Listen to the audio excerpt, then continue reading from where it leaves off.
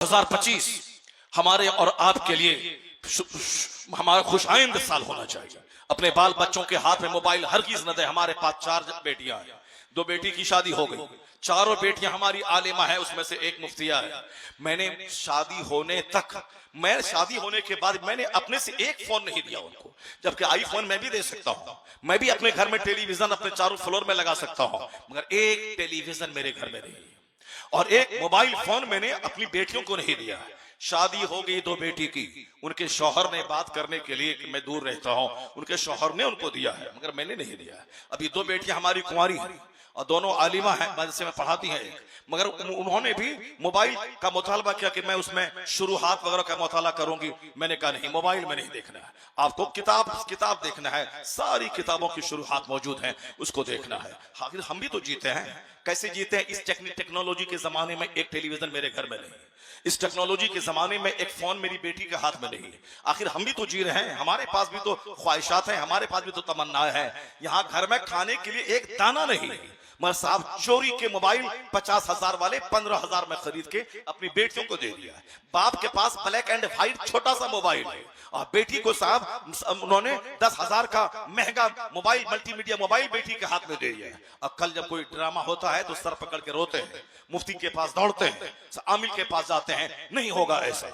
आम का पेड़ लगा के वहां से सेब का फल नहीं मिलता है, गेहूं में लगा के वहां से बासमती चावल नहीं मिलता है। हम मक्के की खेती लगा दें और 1 लाख तावीज उसमें डाल दें और सोचें यहां से साहब बासमती चावल निकलेगा, नहीं होगा। जैसी जमीन वैसी फसल, जैसा दरख्त वैसा फल, जैसा बीज आपने डाला है उसी तरह की फसल पैदा होगी।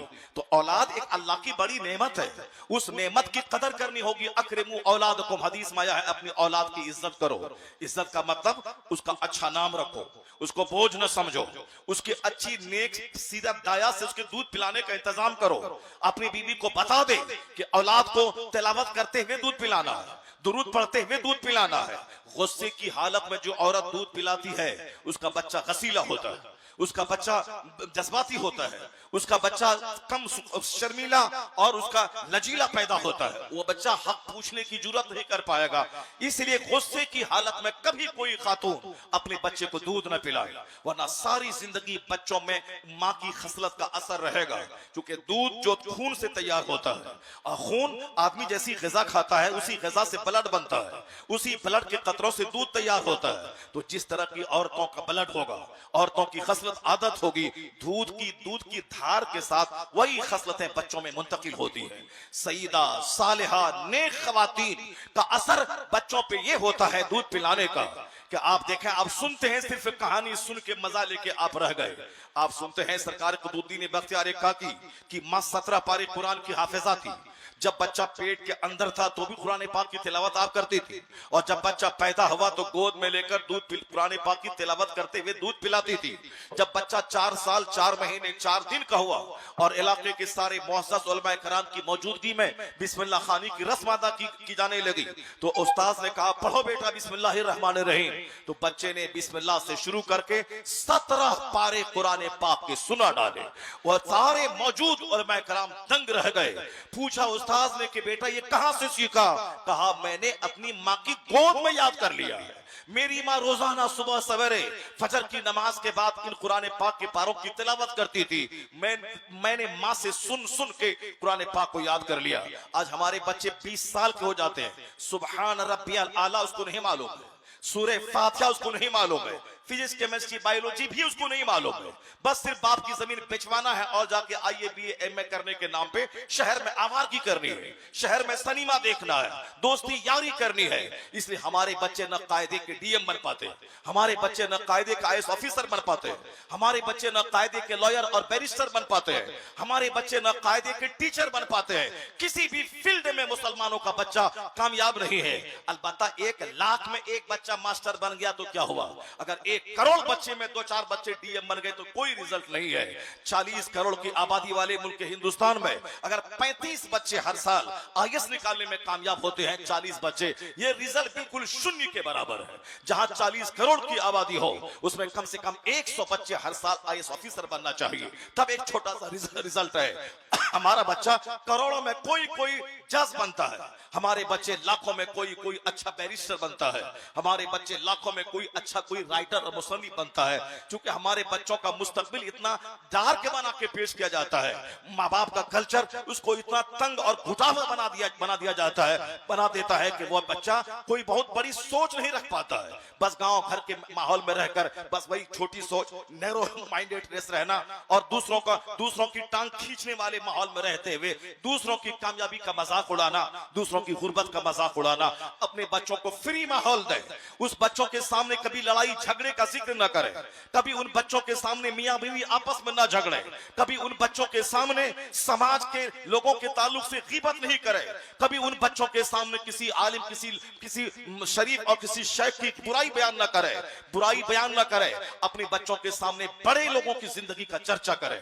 या साइकोलॉजिस्ट कहते हैं अगर बच्चों को विद्वान बनाना है, बड़े बड़े विद्वानों का जिक्र करे, विद्वानों के बचपन का जिक्र करे, विद्वानों की जवानी का जिक्र करे। और हमें चूंकि दुनिया में भी कामयाब होना है, मरने के बाद हमें जन्नत भी जाना है, तो हमें इस फील्ड के जो माहिरीन और एक्सपर्ट हैं उनकी जिंदगी बच्चों के सामने बयान करना होगा। क्या मतलब? आका अलैहिस्सलाम की सीरत बयान करें, सरकार दो जहां का बचपन बयान करें, सरकार के नवासे हसनैन करीमैन का बचपन बयान करें, उनका सब्र बयान करें, उनके आइडियोलॉजी बयान करें, उनके जीने का स्टैंडर्ड बयान करें। खवातीन के सामने सैयदा फातिमा और तमाम उम्महातुल मोमिनीन रज़ियल्लाहु अन्हुम अजमईन की जिंदगी के हालात और वाकयात बयान करें।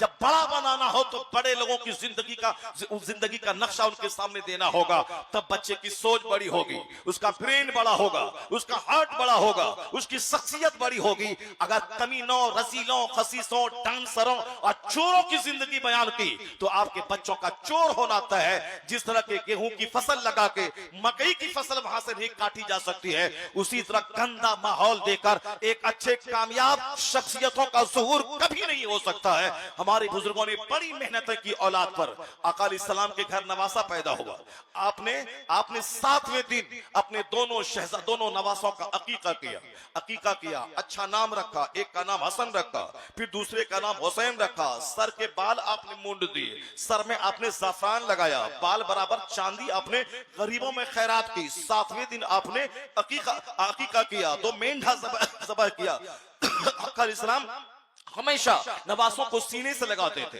अपना लुआबे दहन उनके मुंह में डालते थे, उसके होंठ को चूसते थे। इस तरह से इतना प्यार दिया। यह सिर्फ ऐसा नहीं कि आका अलैहिस्सलाम ने जज्बाती हद तक मोहब्बत अपने नवासे से किया, हुजूर तालीम उम्मत की खातिर कि बच्चों से ऐसा लाड किया जाता है, बच्चों से ऐसा प्यार करना चाहिए, अपने नवासों से प्यार करना चाहिए, अच्छा नाम रखना चाहिए, 7वें दिन अकीका करना चाहिए, सर के बाल मूंडना चाहिए। अल्लाह की एक नेमत और गिफ्ट समझ के उसकी कदर करनी चाहिए।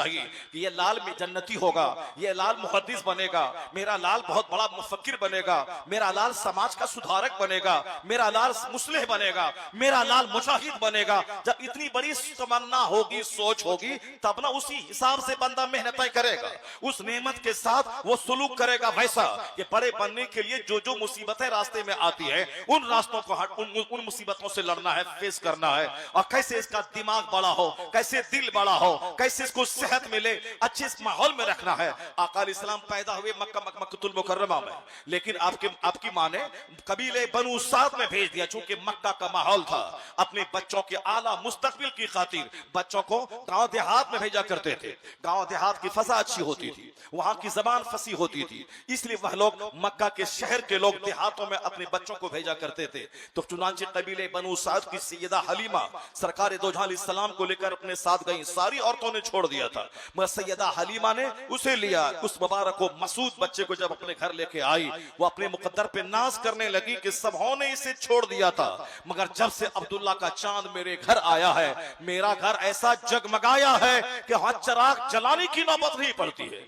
सरकार दो जहां वहां रहते थे, बचपन वहां गुजरा आपका, ताकि अच्छी सेहत मिले, जबान फसी हो।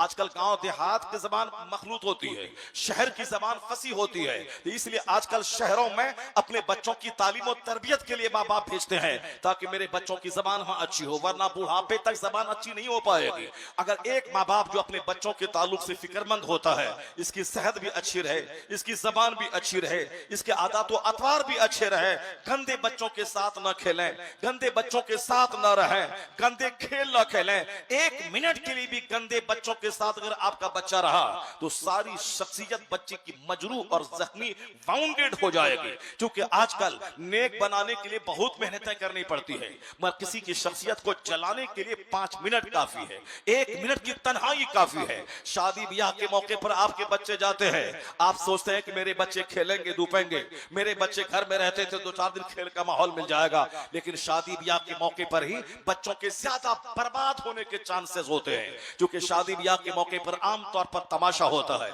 आमतौर पर गंदी बातें होती हैं, आमतौर पर साहब रंगरलियां मनाने का माहौल होता है। 6-7 साल के बच्चे भी वह सब सेक्सुअल बातें किया करते हैं। अगर थोड़ा सा मौका मिले ये छोटे छोटे बच्चे सेक्सी वर्क किया करते हैं, यानी बच्चे की शख्सियत जलकर राख हो जाती है। शादी ब्याह के मौके पर अगर ले जाना हो, अपनी जवान बेटियों को कभी ना ले जाए। अब उस वक्त देखकर बड़ा ताज्जुब होता है, 70 साल की बूढ़ी वो निकाब पहने हुए, अगर वो निकाब ना भी पहनती तो आम लोगों की कोई तवज्जो उसकी तरफ नहीं जाती। अगर सिर्फ एक दुपट्टा ओढ़े रहती कोई हर्ज की बात नहीं है, मगर 80 साल की बूढ़ी निकाब पहने हुई, साहब सिर्फ आंख खुली है, साहब अब आंख खुली भी, और 18 साल की जवान खातून वो साहब क्या है 18 की पोती है या उनकी बेटी है, और या बगैर निकाब के हैं और बगैर बुर्के के हैं, बगैर मोटी चादर ओढ़े हुए शादी की महफिलों में है। चूंकि शादी हो रही है, बेटियां साथ जा रही है, वहां सहेलियों के साथ कैसी कैसी गंदी बातें, कैसे कैसे गंदे चर्चे, कैसे कैसे गंदे गाने, किस तरह से डीजे बजाने का माहौल, किस कदर फहश गीत का माहौल है। वहां से बच्ची गई शादी में, 2-4 दिन रहने के बाद जब लौटी है, वहां आदाब व अखलाक सब जल गए। अब वहां से एक सेक्सी इन्वायरमेंट लेके बच्ची आ रही है, उसके दिमाग में भी दूसरों से लव करने, दूसरों से प्यार करने, दूसरों से फोन से बातें करने, और फिर फोन से बातें करने, और फिर गंदे माहौल में जब पड़ जाए तो अपने आप को बेइज्जती से बचाने के लिए उसका क्या इस्तेमाल होगा, वहां से बच्चियां सीख के आती हैं। अगर कोई तुम्हारा लवर मिल जाए तो फिर निरोध का इस्तेमाल करना, ताकि तुम हामला नहीं बनोगे, तेरे बाप जलील नहीं होंगे, और फिर तेरी शादी में कोई दुश्वारी ना हो जाए। फला ने ऐसा किया। ये साहब 10, 12, 15, 20 साल की बच्चियां शादी के माहौल में घर में गई थी, वहां से वापस आके एक फहश माहौल को लेके आई है। हर माँ बाप पे लाजिम है कि अपने बच्चों पे कड़ी निगरानी करे, उनके सामने बता दे कि तेरे लिए मॉडल न कोई करीना है, न कोई कैटरीना है, न कोई हेमा मालिनी है, तेरे लिए मॉडल महबूबे इलाही की वो माँ है जो जवानी में बेवा हो गई, मगर 80 साल की उम्र तक उनके चेहरे के कोई अजनबी नहीं देखा, उनके सर से दुपट्टा नीचे नहीं हटा, पड़ोस की औरतों को खबर न थी कि राबे अस्र का चेहरा कैसा है। जब माँ इस कदर मुत्तकी थी तो फिर बेटा का तो महबूबे इलाही होना तय था। तो अल्लाह ने ऐसा महबूबे इलाही को ऐसे कमालात अता फरमाए कि बादशाह से लेके चपरासी तक सबों को तहज्जुद गुजार बना दिया महबूबे इलाही ने। जब बाप थे सैयद अहमद अली बुखारवी और माँ हुई जमाने की राबे अस्र सैयदा जुलेखा, तब बेटा दुनिया को महबूबे इलाही की शक्ल में मिला है, एक तोहफा मिला। जब माँ 17 पारे कुरान की हाफिजा थी, तब बेटा कुतुबुद्दीन बख्तियार काकी नाइबे गरीब नवाज दुनिया को मिला है। जब माँ सर से लेके पांव तक नेकी का पुतला थी और बाप रात भर सजदा और दिन भर जिहाद, तब बेटा वलियों के सरदार की शक्ल में अब्दुल कादिर जिलानी की सूरत में दुनिया को मिली। और जब माँ रात भर नमाज में है, एक सजदे में सुबह हो रही है और बाप दिन भर जिहाद कर रहे हैं, जब बाप थे मौला अली और माँ हुई सैयदा फातिमा, तब बेटा तारीख रचने वाला, अपने खून से तारीख लिखने वाला इमाम हसन और इमाम हुसैन की शक्ल में जलवागर हुए। नारे तकबीर, नारे रिसालत, नारे रिसालत। औलाद खुद से नहीं पलती है कि जैसे चाहे जवान हो जाए, जैसे चाहे बड़ा हो जाए। औलाद को एक गिफ्ट समझकर उस पौधे की तरह तराश खराश करना होगा, उसको वक्त पे पानी देना होगा, उसको वक्त पे जानवरों से बचाना होगा। वक्त वक्त पे जैसे आप पौधे को खाद देते हैं, यूरिया डालते हैं, उसे पानी डालते हैं, उसको जानवरों से बचाते हैं, उसकी सुरक्षा के लिए एक लकड़ी की बाउंड्री दे देते हैं, उसी तरह अपने बच्चे को एक नन्हे पौधे की तरह उसकी हिफाजत करनी होगी। उसके इर्द गिर्द एक हिसार की तरह बनना होगा, नेकियों का माहौल देना होगा। बच्चे किससे कहानी के आदि सुनने के आदि होते हैं, इसलिए उन छोटे छोटे बच्चों को अखलाकी कहानियां सुनानी होगी, मॉडल स्टोरीज बतानी होंगी। उन मॉडल स्टोरीज में बुजुर्गान दीन की कहानियां बतानी होंगी, उन मॉडल स्टोरीज में सहाबा कराम की कहानियां बतानी होंगी, उन मॉडल स्टोरीज में शोहदाए कराम की कहानियां बतानी होंगी। तब ये बच्चा आगे चलने के बाद एक कामयाब औलाद की शक्ल में, एक कामयाब समाज के फर्द की सूरत में यह बच्चा होगा। अल्लाह क्या फरमाता है? अदल का हुक्म देता है, अल्लाह एहसान का हुक्म देता है। एहसान करना है, एहसान का मतलब नेकियां करना, नेकियां करना, नेकियों का माहौल बनाना, अपने घर में नेकियों का माहौल बनाना, एहसान करना। अल्लाह ताला हुक्म देता है एहसान करने का, अदल करने का, और रिश्तेदारों को देने का हुक्म देता है। वईता इज़िल कुर्बा, अल्लाह ने एक अच्छी शख्सियत की तश्कील के लिए एक अच्छा पैगाम दिया कि रिश्तेदारों को देने की आदत डालो, लेने की नहीं। कंजूस मत बनो, बखील मत बनो, हरीस मत बनो, दूसरों के सामने हाथ मत फैलाओ, भिखारी मत बनो, बल्कि देने की आदत डालो। बचपन से देने की आदत डलवाएं बच्चों को, ताकि बच्चा सखी बन जाए, बच्चा जेनरस बन जाए, बच्चा दूसरों को देने की प्रवृत्ति उसमें हो जाए। आमतौर पर बच्चा वह दूसरों का माल लेने की छवि रखता है कि उसका चॉकलेट अपने से चॉकलेट से अच्छा है, उसका जूता अपने जूते से अच्छा है, वह लेने की सलाहियत रखता है। बच्चों की आदत और कुछ औरतों की आदत, चाहे उसके पाँव में 10,000 रुपए की शूज हो, मगर वो उस दूसरों के पाँव में अगर 2 रुपए का शूज हो, वो शूज उसके अच्छे लगते हैं। दूसरों के हाथ का माल, दूसरों के हाथ का जेवर, दूसरों की साड़ी का कलर, दूसरों के सूट का रंग, यानी हमेशा दूसरों पे नजर रहती है। तो बाल बच्चों में सखावत की आदत डालें, बाल बच्चों में जेनरोसिटी की आदत डालें, बाल बच्चों में फयाजी की आदत डालें। वह दूसरों को दे, अपने साथियों को दे, अपने दोस्तों को दे, अपने दोस्तों को नवाजे, और फिर खुद भी आप जेनरस बने। यानी ससुराल वाले पे निगाहें न टिकाएं कि शादी के बाद हर ईद का कपड़ा ससुराल से आएगा। आप ससुराल वाले पे निगाहें न टिकाएं कि हमारा कारोबार कमजोर हुआ तो ससुराल वाला हमारी मदद करेगा। जो इस तरह से दूसरों पे निगाहें टिकाता है वो हमेशा कंगाल रहता है, वो हमेशा भिखारी रहता है। मैंने मुख्तसर सी जिंदगी में देखा है, मेरे पड़ोस का एक बंदा आज 50 साल से मैं देख रहा हूं, हर ईद के दिन वो निगाहें टिका के रखता है कि कब गाड़ी आएगी मेरे ससुराल से, ईदी का तोहफा लेकर, बच्चों का कपड़ा लेकर, अपना कपड़ा लेकर। बूढ़ा हो गया लेकिन अब तक निगाहें वहीं टिकी रहती है। बहुत सारे उस समाज के लोग जिन्होंने जवान होने के बाद कमाया, अपने बाप को भी दिया, अपने ससुर को भी दिया, अपनी माँ को भी दिया, अपनी सास की भी खिदमत की, अपनी बीवी को भी दिया, अपनी कमजोर साली की भी खिदमत किया। यह है जो जिस तरह से जीना चाहता है अल्लाह ताला उसके लिए वैसा मयार बना देता है। और जो बखील बन के जीना चाहता है, जो कंजूस बन के जीना चाहता है, जो दूसरों से लूटने का दिमाग रखता है, उसकी शख्सियत कभी निखरेगी नहीं। खाना पीना मर जाना यह काम तो जानवर भी अच्छा से कर लेता है। हर जानवर हमसे ज्यादा खाता है, वो हमसे ज्यादा सोता है, वो हमसे ज्यादा बच्चों को पैदा करता है। हम लोग तो क्या खाएंगे, 4 रोटी खाएं बस आप उल्टी होने लगती है, मगर यह जानवर 1 बाल्टी घास खाता है, उसके बावजूद 1 बाल्टी पानी पीता है, फिर 10 मिनट के बाद उसको भूख लग जाती है। खाने का असल मजा तो जानवर लेता है, खाने का असल मजा तो जानवर लेता है। हम लोग तो 4 रोटी खाएं मतरी होने लगे। सोने का मजा तो जानवर खरगोश लेता है, खर्राटी की नींद सोता है। सोने का मजा तो कुत्ता लेता है, रात भर हुल्लड़बाजी करता है। और जहां सुबह सवेरे फरिश्तों की आमद होती है, जब मुर्ग के बांग देने का वक्त आता है, उस वक्त कुत्ता जहां चाहता है सो जाता है। चाहे वह राख के ढेर पे सोए, या बीच सड़क पे सोए, या नाले पे सो जाए, जहां चाहे कुत्ता सो जाए वह सो जाता है। बुजुर्गों ने कहा है कुत्तों की आदत ये बहुत बुरी आदत है, रात भर दूसरों को तकलीफ देना, हुल्लड़बाजी करना, 10 कुत्ते यहाँ 10 कुत्ते वहां। और मगर जब सुबह सवेरे फरिश्तों के आने का टाइम होता है सहरी के वक्त में, उस वक्त मुर्ग जागते हैं, फरिश्तों को देखकर मुर्ग बांग देते हैं। और हदीस में भी आया है जब मुर्ग की बांग सुनो, उनकी आवाज में फसअलुल्लाह मिन फदली, तो अल्लाह का फजल मांगो, अल्लाह के फजल की भीख मांगो। क्योंकि मुर्ग फरिश्तों को देखकर बांग देते हैं, वह फरिश्तों के आने का टाइम है।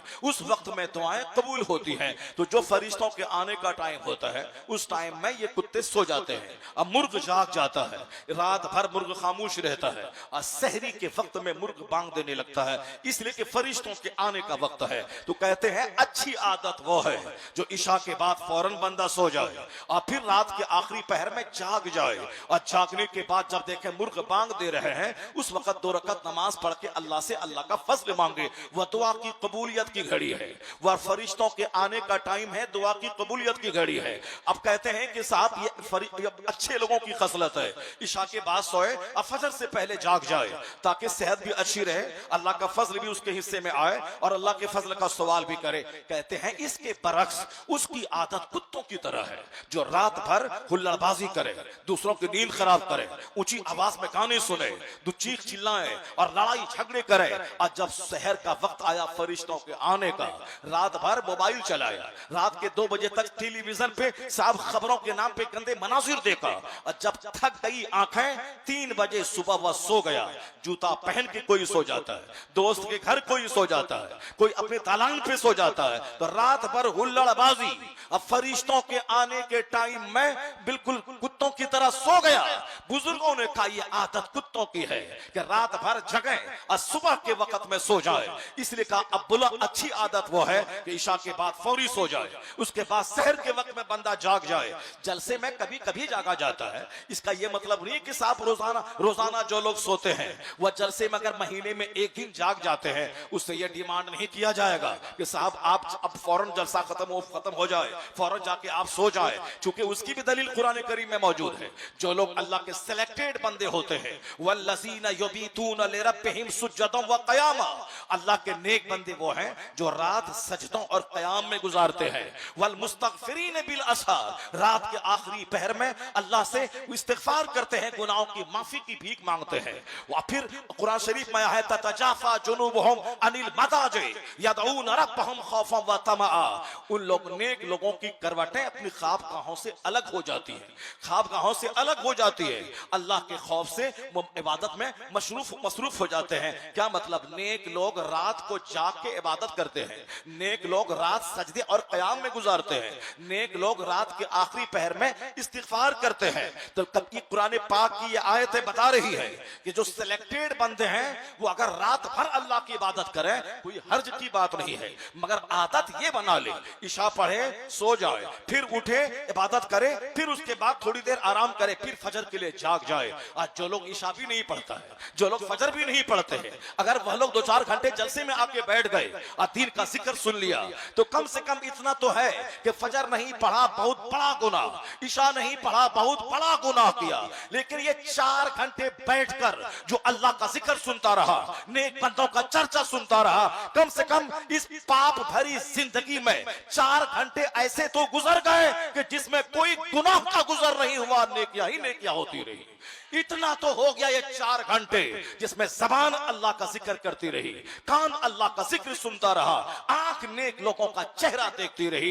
ये 4 घंटे तो कम से कम कीमती गुजर गए। जब 500 रुपए देकर 3 घंटे सनीमा हाल में आंख को ज़िना करवाते हुए गुजारा जा सकता है और कान को गंदे गाने सुनवा के गुजारा जा सकता है, वहां कोई नानी मरे किसी की जो बोले, या 3 घंटे का इतना लंबा टाइम तूने कैसे बर्बाद किया, गुनाह के माहौल में बर्बाद किया। तुमने आंख में बरहना तस्वीरें सजा के आंख को ज़िना के कीड़ों से मसमूम करते हुए तुमने 3 घंटे गुजार दिया। अब पैसे दे के तुमने गुजार दिया। यहाँ पैसे दे के नहीं आना है, यहाँ फ्री में आना है, यहाँ फ्री चाय पीनी है, यहाँ साहब अब यहाँ कालीन पे बैठना है, यहाँ घास पे बैठना है, यहाँ लाइट में रहना है, यहाँ अच्छे माहौल में रहना है, महफिल मिलाद में कहीं तबरुक लेके यहाँ से जाना है। यहाँ एक पैसा खर्च नहीं होगा, लेकिन 4 घंटे की जन्नती महफिल, रूहानी महफिल, स्पिरिचुअल महफिल, ताकि जबान से सुभान अल्लाह की सदाएं बुलंद होती रहे और कान में दीन की बातें जाती रहे और आंख में उलमा कराम का चेहरा बसता रहे। ये आज के दौर की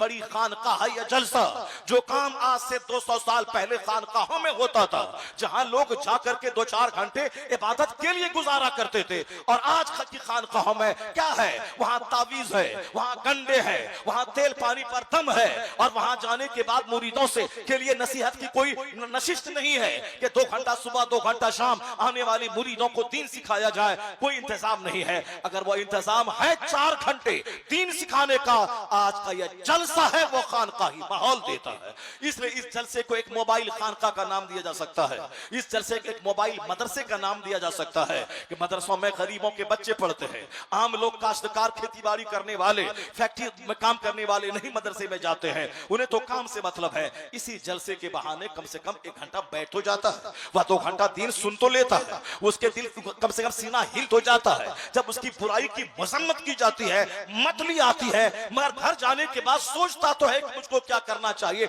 मैं क्या कर रहा हूं। एहसास जगाने की महफिल, दिल और दिमाग को सुकून देने की महफिल। और बताएं इस जलसे में आने के बाद कितना सुकून मिलता है। लोग अब गद्दी पर बैठते हैं, पैसा कमाने की हवस है, लोग फैक्ट्री में 8 घंटे काम करते हैं, फैक्ट्री के डूब जाने का एक अंदेशा है, लोग साहब दुकान में बैठे हैं, मजीद पैसा, ग्राहक ना आए तो दिल बेचैन है। अब शाम के वक्त में मूड बना के घर चले गए, कभी बीवी को मारना, कभी बच्चों को मारना। लेकिन 3 घंटा बावजू होकर कोई इस महफिल में आके बैठ जाए, मैं दावे से कहता हूं जब वो यहां से उठेगा उनके सीने का गम बहुत हद तक हल्का हो चुका होगा। क्योंकि सुकून और चैन न गद्दी पर बैठने से मिलता है, न 5 मंजिला महल में मिलता है, न 50 लाख की फॉर्च्यूनर पे अल्लाह ने रखा है। सुकून और चैन तो सारा का सारा अल्लाह ने अपनी याद में रखा है, अपने जिक्र में रखा है। अला बिज़िक्रिल्लाहि तत्मइन्नुल कुलूब। अगर सुकून इंजीनियर बनने में होता तो बेंगलोर का इंजीनियर कभी खुदकुशी नहीं करता। अगर सुकून सिनेमा में नाचने में होता तो सुशांत सिंह राजपूत जैसा आदमी वह कभी फांसी के फंदे पे नहीं लटकता। अगर सुकून सिर्फ जीन्स और टी-शर्ट पहन के अपने हुस्न को दिखाने में मिलता तो बंबई की स्मार्ट गर्ल वह कभी उसकी सड़ी हुई लाश उसके घर से नहीं निकलती। अगर सुकून आईएएस ऑफिसर बनने में हो गया होता, मैंने आज ही पढ़ा डीके शर्मा जैसा आदमी जो 1985 की दहाई में दिल्ली का आईएएस ऑफिसर हुआ करता था, बहुत बड़ा आईएएस ऑफिसर, यानी जो एक नाम था उसका।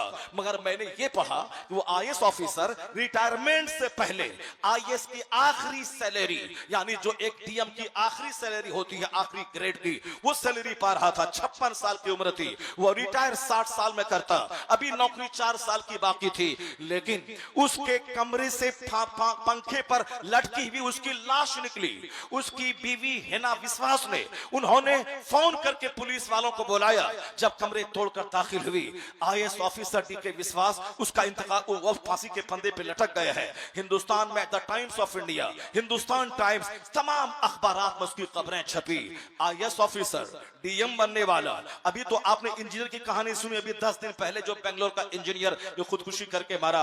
1985 में आईएएस ऑफिसर जो आखिरी सैलरी पाके रिटायरमेंट के करीब पहुंचने वाला था, उन्होंने अपनी जान दे दी, खुद पंखे पे लटक गया। चपरासी कोई लटके तो चलो ठीक है, आमदनी उतनी नहीं है, सब पांव ढकता है तो सर खुलता है, सर ढकता है तो पांव खुलता है। अगर कपड़े बनाते हैं तो फिर वो अच्छा राशन वाले का कर्ज नहीं चुका पाता है, स्कूल की फीस बच्चों की नहीं दे पाता है। जिंदगी की तकलीफों से झुंझला के ये चपरासी जान दे गया। जिसको नौकरी नहीं मिली वह बेरोजगार नौजवान जान दे दिया, अगरचे नहीं देना चाहिए लेकिन जान दे दिया। नौकरी नहीं मिली, नौकरी की तलाश में थक के खाता रहा, यहां वहां जाता रहा, अब वह झुंझला के अपनी जान दे दी। एक लड़का लड़की की मोहब्बत में पागल रहा, लड़की नहीं मिली, वह जान दे दिया। इस तरह की बातें तो हमेशा आप सुनते रहते हैं। मैंने एक बहुत बड़ा हैंडसम स्मार्ट लड़के को मैंने देखा, एक गैर मुस्लिम लड़की से मोहब्बत हुई, वह लड़की अपने बाप के पास सिंगापुर चली गई। उस लड़के ने अपने घर के बाजू से गुजरती हुई ट्रेन की पटरी पर सर दिया और वहीं कट गया। वो लड़का मेरे पास आया था, अपना दर्द बयान किया था, मैंने उसके दर्द के हल करने की बातें उसको बताई थी, लेकिन प्यार में थोड़ा सा धोखा हुआ, उसने अपनी जान दे दी। वो लड़की तो अपने बाप के पास सिंगापुर में रही, ये खुद अपनी जान दे गया। माँ और बाप के सारे अरमानों पे पानी फेर के चला गया।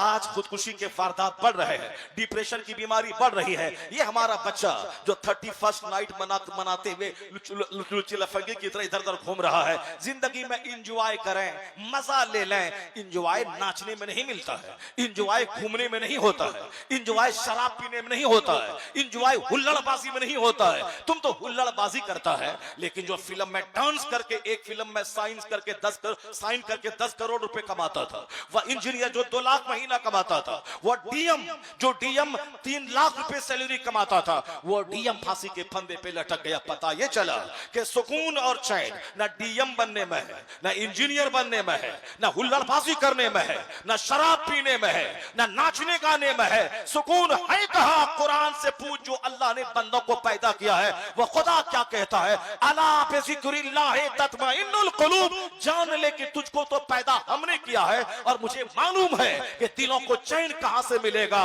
दिलों को चैन ना फॉर्च्यूनर पे बैठने में, दिलों को सुकून ना 120 मंजिला मकान बनाने में। ये सारा सुकून अल्लाह ने अपनी याद में रखा है। जिस घर में तिलावत हो, जहां मुराकबा हो, जहां मुहासबा हो, जहां अपने अमाल का हिसाब व किताब हो, वहां अल्लाह ने सुकून रखा है। सुकून, परफेक्ट सुकून या तो जन्नत में है या फिर उस जन्नत की तैयारी में है। इसके अलावा नहीं है सुकून। जब तक मकान नहीं बना है तब तक थोड़ा सा मजा मिलता है कि चलो हमने मकान बनाया है, मकान की हमने तैयारी की है, मकान मेरा बन रहा है। लेकिन जब मकान बनते बनते उसकी उम्र के बहुत बड़ा हिस्सा उम्र का गुजर जाता है, फिर जब वो मकान बन के मुकम्मल होता है तब नई नई ख्वाहिशात और 2-4 जन्म ले लेती हैं। फला आदमी के पास मकान है, उसके दरवाजे पे XL6 है, उसके दरवाजे पे एर्टिगा है, उसके दरवाजे पे इनोवा है।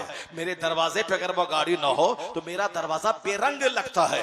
अब वहां से एक गाड़ी का शौक पैदा होता है। अब उसके चक्कर में उसके 5 साल निकल जाते हैं, उसका किस्त अदा करने में उसके 10 साल निकल जाते हैं। इसी बीच में उम्र हो गई 60 साल। अचानक चक्कर आया, बीपी बढ़ी, शुगर का लेवल बढ़ा, हार्ट का अटैक आया और बंदा चल बसा। कहां गया? एक हसरत, एक मायूस होकर नाकाम सी जिंदगी गुजार कर दुनिया से चला गया। ना जिंदगी में जो मकान बनाया था 25 साल में, ना कायदे से उसमें रह सका, ना उन्होंने जो गाड़ी खरीदी थी उसका कर्ज चुका के ना गाड़ी पे ठीक से चल सका। अब गया वहां जहां मकान तो नहीं है, अलबत्ता मकान बनाने में जो नमाज छूटी उसका गुनाह वहां है। वहां मकान तो नहीं है, अलबत्ता मकान बनाने में जितने झूठ बोले गए उस झूठ का गुनाह उसके साथ में है। अलबत्ता वहां आराम तो नहीं मिलेगा उसको। उन्होंने मकान बनाने में जितने रोजे कज़ा किए उसके गुनाह वहां मौजूद है। उन्होंने ख्वाहिशात की तकमील की राहों में जितना दूर आगे बढ़ा वो सारे गुनाह उसके पास मौजूद है। मकान नहीं रहा, गुनाह मौजूद है। मकान नहीं रहा मगर वहां सारे पाप मौजूद हैं जो मकान बनाने के क्रम में उसने किया है। उससे बड़ा अहमक, उससे बड़ा नादान कौन है? लोग कहते हैं हाँ हाँ बाल बच्चे तो रहेगा, ये भले जहन्नम की आग में जले या वहां आग के ईंधन बन जाए या आग की जंजीर उसको डाल दिया जाए, मगर बाल बच्चे उसके मकान बनाए हुए मकान में ऐश करेंगे और रात रात भर फिल्में देखेंगे और इसका गुनाह मिला करके उसके नामे अमाल में लिखा जाएगा कि तुमने एक महफूज पनाहगाह अपने बच्चों को दे दिया और तेरे बनाए हुए मकान में तेरे बच्चे नमाज तो नहीं पढ़ते हैं, अलबत्ता रात रात भर जाके ब्लू फिल्में देखते हैं। ये सारा गुनाह उस मकान बनाने वाले बाप को होता रहेगा। बस दूसरों के चक्कर में अपनी जन्नत में आग लगा दी, दूसरों के चक्कर में अपनी आखिरत को तबाह बर्बाद कर डाला। और इसी को पैगंबर आज़म ने फरमाया मिन शर्रि नासे मंज़िलतै यौमल क़यामा अज़हबा आखिरतहु बेदुनिया गैरिही। क्या कहते सरकार? कयामत के दिन मर्तबे के एतबार से सबसे बुरा आदमी वो होगा जो दूसरों की दुनिया बनाने के चक्कर में अपनी आखिरत को में आग लगा दी हो, अपनी आखिरत को तबाह बर्बाद कर दिया हो।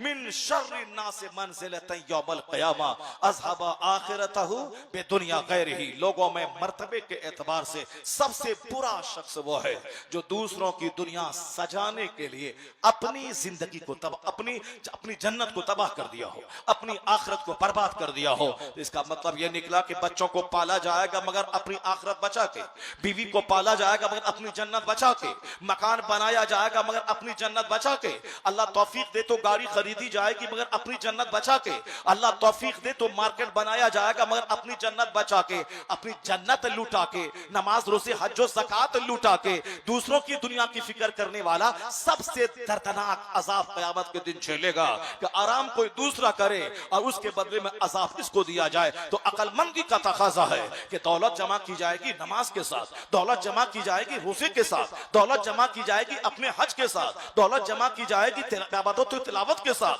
दौलत जमा की जाएगी सदाकत और सच्चाई के साथ, दौलत जमा की जाएगी हराम तरीके से नहीं हलाल तरीके से। अगर बंदा इस सोच को लेके चले तो अल्लाह दुनिया में भी खुशहाल रखेगा, दूसरों का मोहताज नहीं रखेगा। क्योंकि अल्लाह ने तिजारत में बरकतें अता की हैं, हराम खोरी में बरकतें नहीं रखी है, सूद में बरकत नहीं है, सट्टे में बरकत नहीं है, जुआ में बरकत नहीं है।